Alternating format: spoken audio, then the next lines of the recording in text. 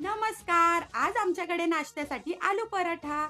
आलू पराठा अशी वस्तू की टाईम टेकिंग. मग मी ज्या दिवशी जेवण बनवायचं नसतं, त्या दिवशी मी आलू पराठे करत असते आणि तोच आजचा दिवस. चला तर बघूया, लेट्स गो. सर्वात आधी कुकरमध्ये आलू शिजवून घेऊयात. आलू शिजवल्यानंतर मग त्याचे छिलटे काढून मॅशरने मॅश करून घेऊयात. मग साईडमध्ये तडक्यासाठी तेल गरम करून त्यात मोहरी, मिरचीचा ठेचा, हळद, मीठ, कसुरी मेथी आणि धने पावडर हे सगळं टाकून मिक्स करून घेऊयात. आलूच्या मिश्रणात हा तडका आणि कोथिंबीर टाकून मिक्स करून घेऊयात.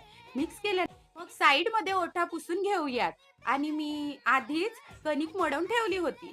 तर मग त्याचा गोळा घेऊन अशा प्रकारे वाटी तयार करून त्यात स्टफिंग भरूयात आणि पराठे लाटून गरम ताव्यावर शेकून घेऊयात. तेल किंवा तूप तुमच्याप्रमाणे.